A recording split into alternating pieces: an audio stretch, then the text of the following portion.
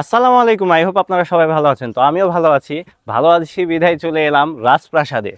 আমার পিছনে দেখতে পাচ্ছেন রাজপ্রাসাদ, কিন্তু এটি কোনো রাজার তৈরি রাজপ্রাসাদ না। এটা বগুড়ার একজন সাধারণ মানুষের তৈরি, যার নাম টুটুল। কি কারণে এই টুটুল সাহেব এত বড় একটি রাজপ্রাসাদ তৈরি করলো, সেটা আজকে আমাদের এই ভিডিওর মাধ্যমে সম্পূর্ণ জানতে পারবেন। তো চলুন জানা যাক।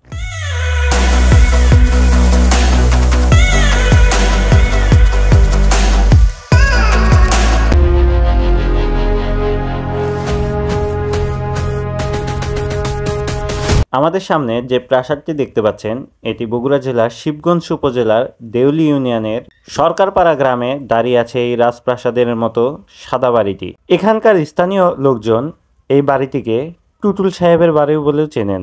মালিক সাখাওয়াত হোসেন টুটুল, তিনি স্থানীয়ভাবে একজন ব্যবসায়ী এবং প্রভাবশালী ব্যক্তি হিসেবে পরিচিত। গাবতলী থেকে প্রায় 20 কিলোমিটার ভিতরে ঢুকলে চোখে পড়বে এই বাড়ির বিশাল গেট আর সাদা দেয়াল। এই বাড়িটি বানাতে সময় লেগেছে প্রায় দীর্ঘ 12 বছর। এই বাড়ির পুরো এলাকা জুড়ে তৈরি হয়েছে দুটি প্রধান ভবন, একটি 4 তলা আর একটি 3 তলা। দেয়ালগুলো শ্বেত পাথরে মোড়ানো আর দরজা জানালা দামি কাঠ ও সুন্দর খোদাই করা নকশা ব্যবহার করা হয়েছে।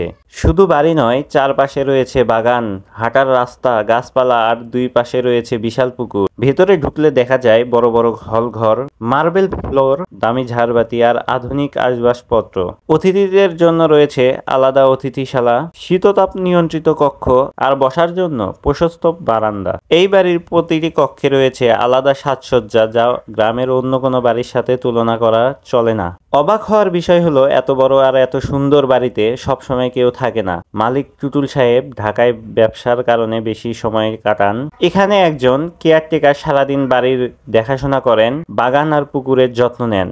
স্থানীয়দের দাবি, এই বাড়িটি আনুমানিক 500 কোটি টাকার। তবে এই সংখ্যা নিয়ে অনেকের বিতর্ক আছে। মালিকের বিরুদ্ধে দুর্নীতি দমন কমিশনের মামলা রয়েছে জ্ঞাত আয় বহির্ভূত সম্পদ রাখার অভিযোগে। যদিও এই বাড়ির আসল দাম আর সম্পদের উৎস নিয়ে এখনো সঠিক তথ্য প্রকাশ হয়নি। গ্রামের মাঝখানে দাঁড়িয়ে থাকা এই প্রাসাদ এখন কৌতূহলের কেন্দ্রবিন্দু। কারো কাছে এটি বগুড়ার গর্ব, আবার কারো কাছে এটি রহস্যের গল্প।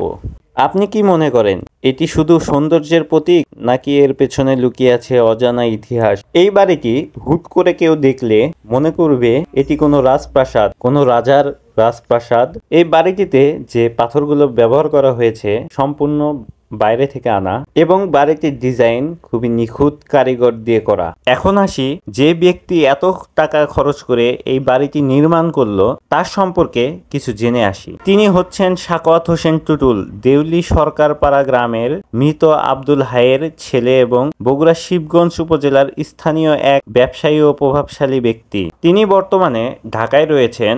ঢাকাতে তার রয়েছে অক্সফোর্ড ইন্টারন্যাশনাল স্কুল, গাজীপুরে একটি ফুড প্রোডাকশন ফ্যাক্টরি, গ্রামেই রয়েছে ইটভাটা ও কোল্ড স্টোরেজ ও শতাধিক বিঘা অনাবাদি জমি সহ নানা রকমের ব্যবসা। তিনি এই প্রাসাদ নির্মাণের কাজ শুরু করেন 2006 সালে। তিনি তার বাবার টিনের বাড়ির পাশে প্রায় 3.5 একর জায়গা নিয়ে এই প্রাসাদ নির্মাণ শুরু করেন। প্রায় 12 বছর সময় এবং কথিত 500 কোটি টাকা খরচে এই বিলাসবহুল এই বাড়িটি তৈরি করেন টুটুল সাহেব। তো এই বিলাসবহুল বাড়ির সংক্ষিপ্ত ইতিহাস এটি। বর্তমান এই বাড়িটির দেয়ালগুলোতে শ্যাওলা জমে গেছে।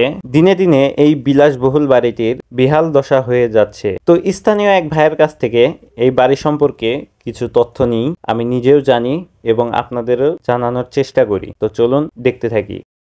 টুটুলের বাড়িতে এসে আমাদের সাথে দেখা হয়ে গেল কাউসার বাইজিৎ। তো ভাইয়ের কিন্তু একটা বড় একটা পেজ আছে, তো সবাই তার মাধ্যমে আমাকে চিনুক, আমার মাধ্যমে তাকে চিনুক। তো ভাইয়ের বাড়ি যেহেতু এখানে, তো ভাই কিছু কথা বলবে, তো শোনা যাক এই বাড়ি সম্পর্কে। তো এখানে আপনার বাসা তো এখানেই, তো এই বাড়ি সম্পর্কে আপনি যতটুকু জানেন আমাদের একটু জানাইলে আমরা খুবই উপকৃত হতাম, যেহেতু আমরা অনেক দূর থেকে আসছি। তো আর দ্বিতীয় কথা হলো যে এই বাড়ির মালিক এখানে কি থাকে না থাকে না, কি কারণে থাকে না সেটা যদি জানা থাকে, আর উনি এত টাকা কিভাবে পেল, এত রাজপ্রাসাদের মতো একটি বাড়ি তৈরি করলো, এটা একটু আমাদের জানাবেন। প্রথম থেকে শুরু করি।